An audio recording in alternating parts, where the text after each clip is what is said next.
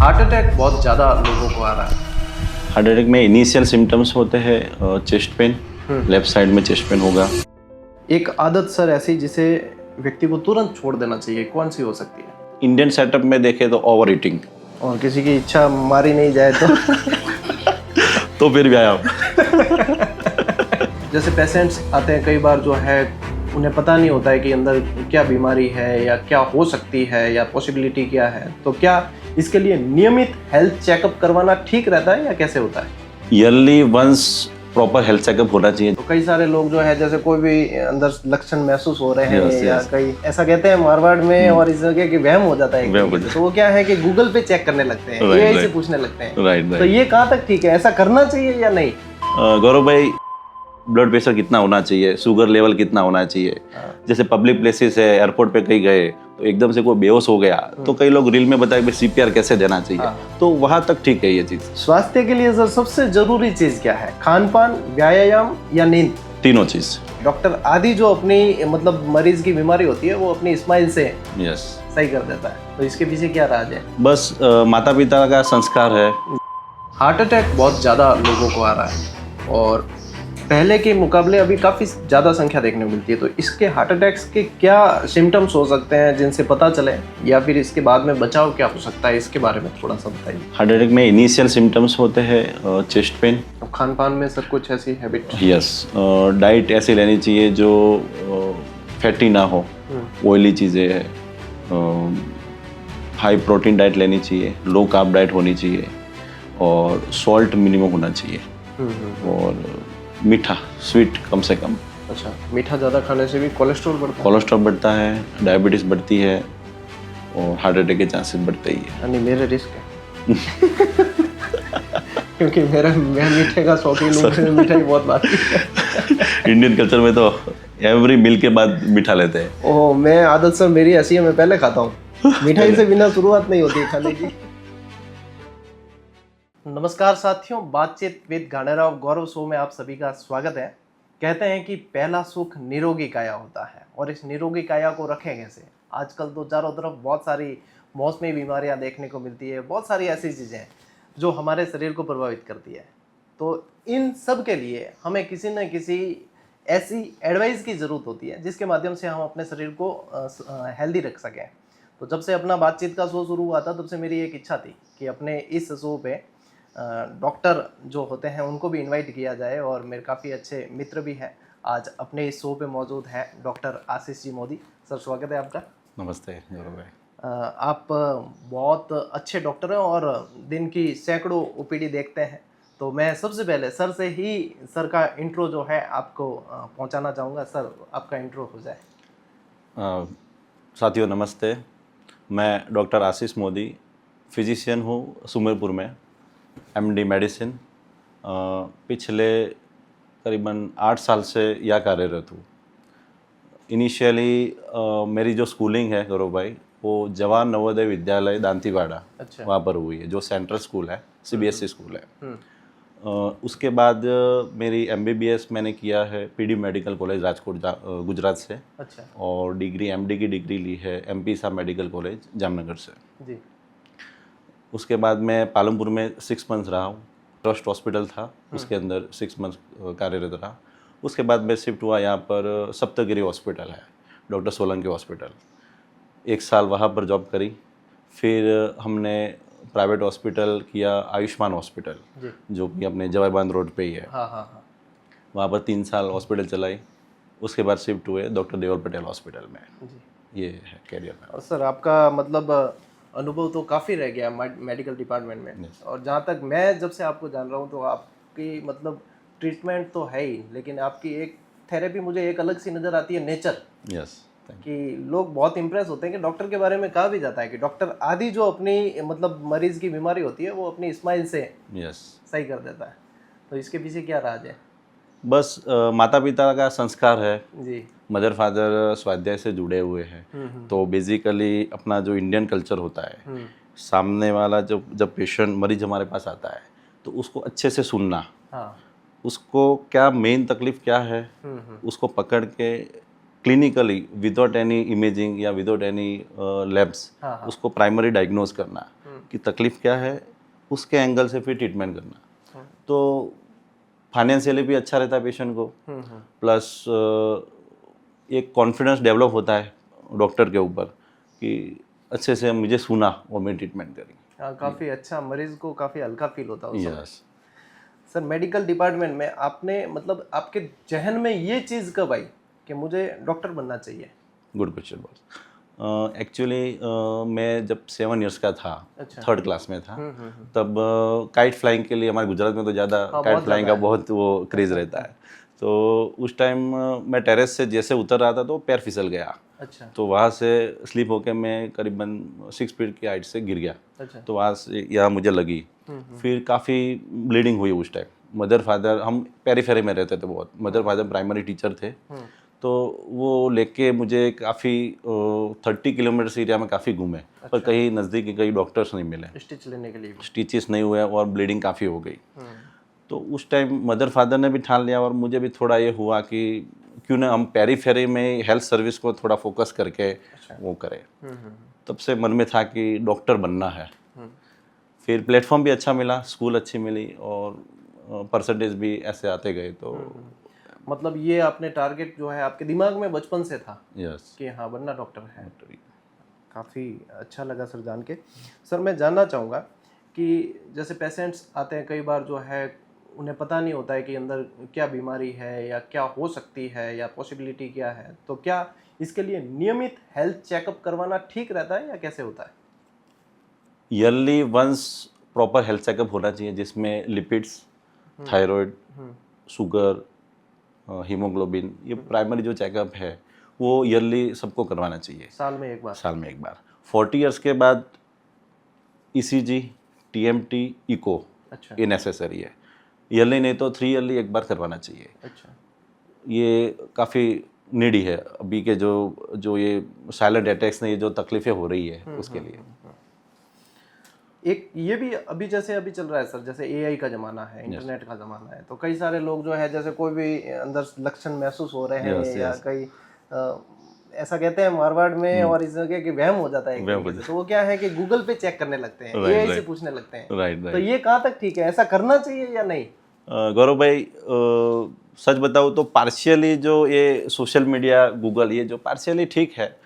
जैसे basic knowledge है अपना, ब्लड प्रेशर कितना होना चाहिए, शुगर लेवल कितना होना चाहिए। जैसे पब्लिक प्लेसेस है, एयरपोर्ट पे कहीं गए तो एकदम से कोई बेहोश हो गया तो कई लोग रील में बताए कि सीपीआर कैसे देना चाहिए, तो वहाँ तक ठीक है ये चीज़। उसके बाद सब कुछ गूगल के ऊपर डायग्नोज प्रॉपर करना, कई पेशेंट आते हैं ओपीडी में जो थोड़ा सा या चेस्ट पेन होता है, दौड़ के आते हैं, घबराते हुए आते हैं, सांस फूल जाती है कि मुझे हार्ट अटैक आ गया, मुझे जल्दी चेक करो। लाइन होती है, 50-60 पेशेंट होते हैं, वो बोले हमें पहले लो, तो ये डरे हुए होते हैं क्योंकि वो वहाँ से सब सिम्टम्स उनको मैच हो जाते हैं, तो कि मुझे हार्ट अटैक आ गया उनको ये लगता है।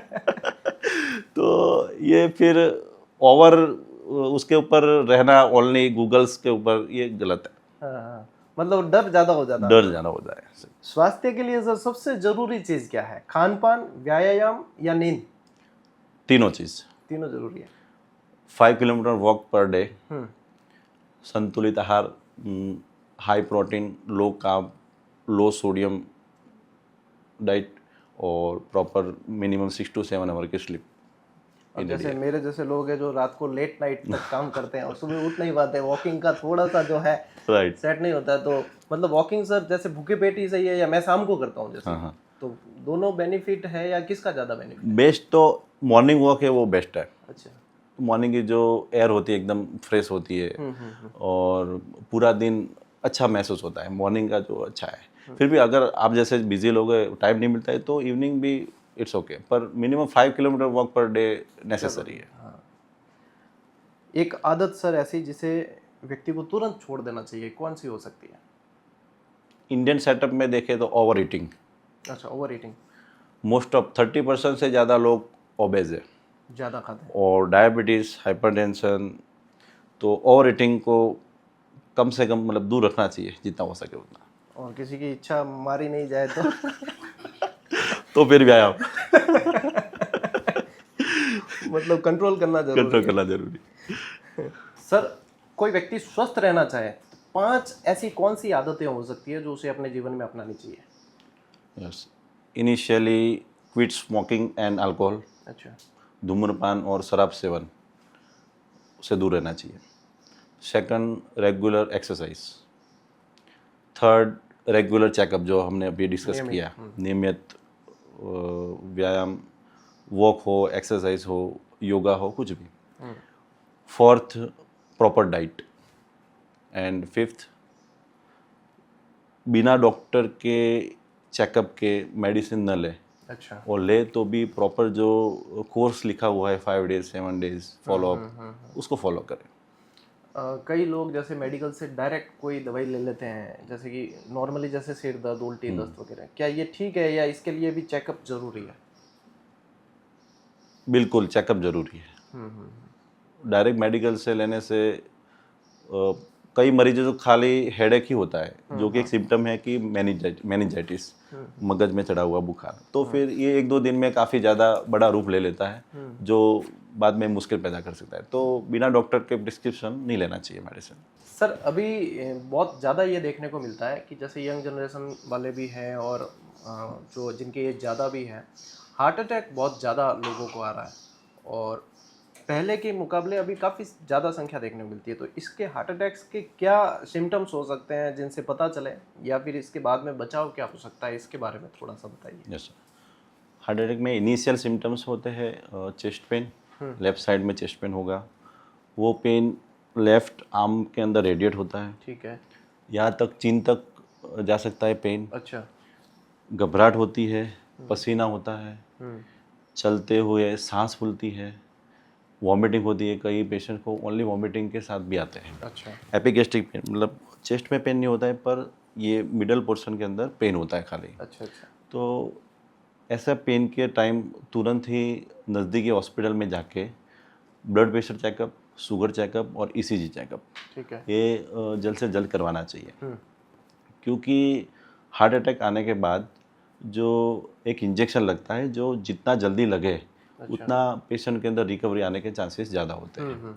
विंडो पीरियड बोलते हैं हम उसको। ठीक है। पेन हुआ और इंजेक्शन लगा, उसके बीच का जो टाइम है वो विदिन 3 आवर्स होता है, तो मैक्सिमम 90% चांसेस होते हैं कि रिकवरी आ जाए। अच्छा। और वो 6 आवर तक दे सकते हैं हम इंजेक्शन।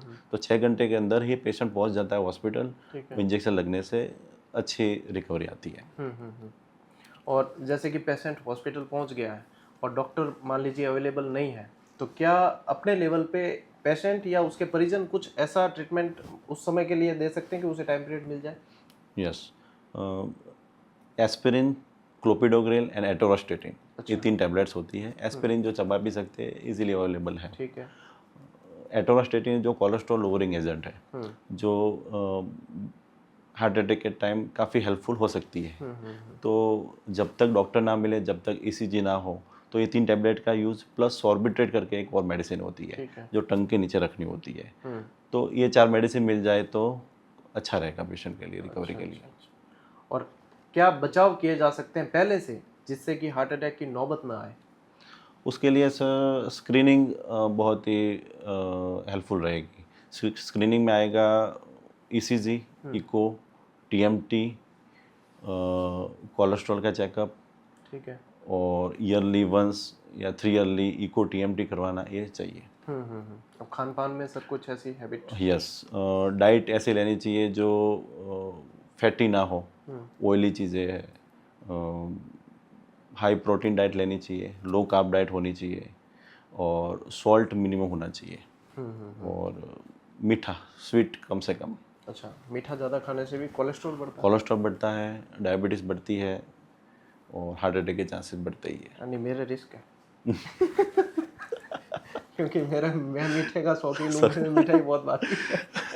इंडियन कल्चर में तो एवरी मील के बाद मीठा लेते हैं। ओह, मैं आदत सर मेरी ऐसी है, मैं पहले खाता हूँ। मिठाई से बिना शुरुआत नहीं होती खाने की। बाकी लोग गुड़ खाते हैं या कुछ ना कुछ तो मीठा चाहिए अपने इंडियन खाने में के तो बाद। है ही, मीठे के अलावा तो फिर मज़ा नहीं आता। इसी से रिलेटेड सर, जैसे हार्ट अटैक के बारे में हुआ, एक ये सुनने में आता है कि रात को कोई व्यक्ति सोया और सुबह उठा ही नहीं, फिर बाद में पता चलता है कि साइलेंट अटैक आया। बैठा है व्यक्ति, मतलब कई सारी ऐसी रील्स देखते हैं अपन, डांस करते करते ही अचानक ऐसे लगता है जैसे सप्लाई कट हो गई। तो ये साइलेंट अटैक वाला क्या सीन होता है सर इसमें? साइलेंट अटैक अभी वीडियोस काफ़ी आते हैं, हमने देखा है सोशल मीडिया पर, जिम करते हुए गिर गए या सोए थे उठे नहीं मॉर्निंग में। तो हमारी बीच में कॉन्फ्रेंस थी, उसमें ये काफ़ी टॉपिक चला था कि वजह क्या है उसकी। तो कुल मिला के यही निकल के आया कि स्ट्रेसफुल लाइफस्टाइल, सेडेंटरी लाइफस्टाइल, व्यायाम नहीं करना, डाइट प्रॉपर फॉलो नहीं करना, ठीक है। रेगुलर चेकअप नहीं करना, इन लोगों के अंदर प्लस HOCM करके एक तकलीफ होती है, अच्छा। हाइपरट्रोफिक ऑब्स्ट्रक्टिव कार्डियोमायोपैथी, जिनमें जन्म से ही ये तकलीफ बाय बर्थ होती है। अच्छा। तो ये इको और MRI, हार्ट की MRI करने के बाद मालूम पड़ता है कि ये तकलीफ है। तो ये जिन लोगों को अर्ली एज में ये तकलीफ हुई है, हार्ट अटैक आए हैं, तो उन लोगों को ये स्क्रीनिंग के थ्रू हम लोग पकड़ सकते हैं। पता लग जाता है। ऐसा ही एक शब्द अभी सुनने में आता है, जैसे अभी सर गर्मी का टाइम पीरियड है, तो काफ़ी ये देखने को भी मिलता है और काफ़ी कई बार हार्मफुल हो जाता है कि हीट स्ट्रोक, Yes. कि ये सुनने में आता है हीट स्ट्रोक है, और फिर उसमें मतलब किस तरीके से बचा जा सकता है, या ये इसके बारे में थोड़ा सा राइट बताएंगे? राइट। लास्ट ईयर करीबन 30 to 40 पेशेंट्स वेंटिलेटर पे गए थे अच्छा। विद इन 1 मंथ के अंदर। उसकी वजह थी हीट स्ट्रोक, जो पहले इतना नहीं होता था, पर आई थिंक एनवायरनमेंट चेंज होने की वजह से, हाँ हाँ हाँ। हवामान का तापमान जब बढ़ जाता है और अपने ह्यूमन बॉडी का टेम्परेचर दोनों में बैलेंस नहीं होने की वजह से शरीर के ऊपर हवामान की असर हो जाती है, जिसको बोलते हैं हीट स्ट्रोक। ठीक है। गर्मी ज़्यादा होने की वजह से शरीर में डिहाइड्रेशन हो जाना, शरीर में एकदम से चलने की ताकत न होना, हाई ग्रेड फीवर आना, कन्फ्यूजन स्टेट में कई बार पेशेंट चले जाते हैं, और अगर वहाँ तक ट्रीटमेंट नहीं होती तो फिर कोमा कंडीशन में चले जाते हैं, तो फिर वो वेंटिलेटर की नौबत आती है।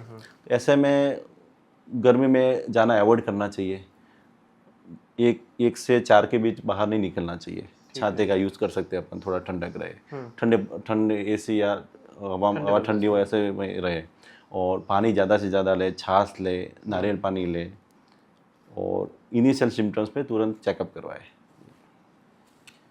सर आपकी सेवाओं का लाभ तो सुमेरपुर और पाली के लोग तो काफ़ी समय से ले रहे हैं, Right. और अभी ये भी देखने में आ रहा है, और आपने बताया भी था कि अभी जो है आपका नया हॉस्पिटल खुल रहा है, उसकी ओपनिंग भी है। Yes. तो इसमें स्पेशली विशेष रूप से और क्या सेवाएं मिलने वाली है?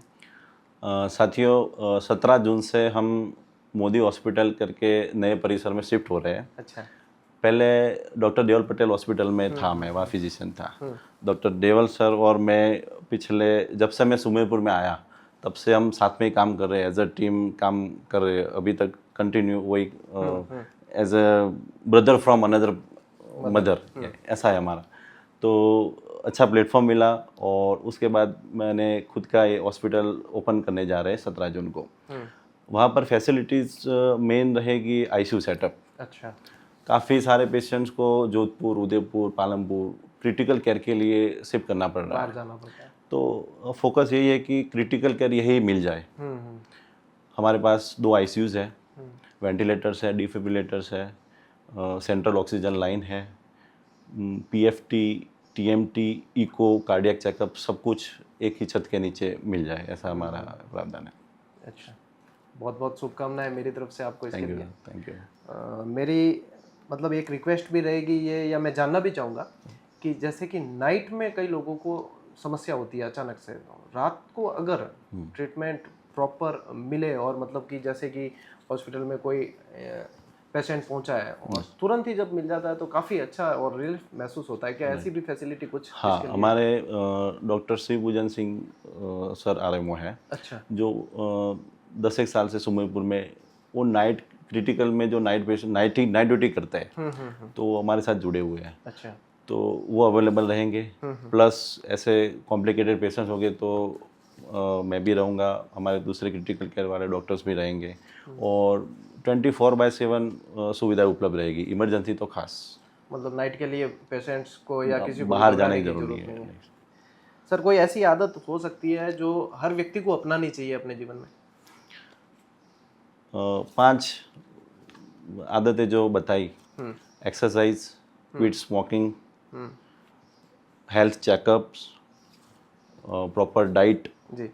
ये सबसे हेल्दी भारतीय भोजन क्या हो सकता है? खिचड़ी। खिचड़ी दलिया लेकिन वो लोगों एंड को कम सलाद। थोड़ा सा पसंद बाकी जो पौष्टिक भोजन है उसमें खिचड़ी फर्स्ट आती है, इसमें खाने के प्रोटीन तो ज़्यादा वैसे देखा है सर, आप भी मुझे शौकीन लगते हैं क्योंकि आपको कई जगह देखा है मैंने भी है। रेस्टोरेंट में। वैसे आप गुजरात बेस से आते हैं? यस, गुजराती तो वैसे मेरे ससुराल वाले भी हैं, राइट राइट। तो खाने पीने के तो बहुत शौकीन होते हैं। स्वीट चाहिए, छाछ चाहिए। हाँ, चलो अच्छा लगा सर। अंत में मैं सिर्फ ये जानना चाहूँगा, अपने कैरियर का कोई ऐसा अनुभव जो आप कभी भूल नहीं पाए हो या हमेशा याद हो आपको? कोविड टाइम्स, अच्छा। कोविड के टाइम में limited resources, over crowded OPTs, over crowded patient को बेड ना मिलना, ऑक्सीजन ना मिलना। उस टाइम पे हमने ये कोशिश करी थी हमारी टीम ने कि मैक्सिमम पेशेंट्स पर रीच रहे, बेस्ट से बेस्ट ट्रीटमेंट मिले। और उस टाइम भगवान महावीर हॉस्पिटल हमारा आयुष्मान हॉस्पिटल था, एक चौबेसर का भी हॉस्पिटल था, हमने ले रखा था। तो सब जगह हम मैनेज करते थे और मॉर्निंग में 8 टू रात को 12-1 बजे तक कंटिन्यूस उस टाइम हमने टाइम दिया था। और लोगों का प्यार भी मिला है, स्नेह भी मिला है और अभी भी लोग याद कर रहे हैं उसे, मतलब वो अनुभव कभी भुलाया नहीं जा भुला नहीं सकता। सकते। काफ़ी अच्छा लगा मोदी सर से बात करके, और काफ़ी सारी चीज़ें अपन ने जानी है जो अपने हेल्थ के लिए काफ़ी अच्छी है। हार्ट अटैक से कैसे बचा जा सकता है, साइलेंट अटैक से कैसे बचा जा सकता है, हीट स्ट्रोक में कैसे बचाव किया जाए, क्या प्राइमरी मेडिसिन्स हो सकती है जिसको लेकर हम जो है एक बार अपने जीवन की रक्षा कर सकें। और बहुत सारी चीज़ें जो आप लोगों को इसमें से सीखने को भी मिलेगी, जैसे कि आप डेली व्यायाम करें, वॉकिंग करें, धूम्रपान और मदिरा का सेवन नहीं करें, और काफ़ी सारी चीज़ें बताई हैं। मैं उम्मीद कर रहा हूँ कि आप लोगों को काफ़ी कुछ इसमें से सीखने को मिलेगा, मुझे भी सीखने को मिला है। एक बार अपनी पूरी जीजीडी फैमिली की तरफ से अपन मोदी सर का धन्यवाद देना चाहेंगे। सर बहुत बहुत धन्यवाद थैंक यू। यहाँ पे पधारे इसके लिए, और आपके नए हॉस्पिटल के लिए बहुत बहुत शुभकामनाएं। Thank you.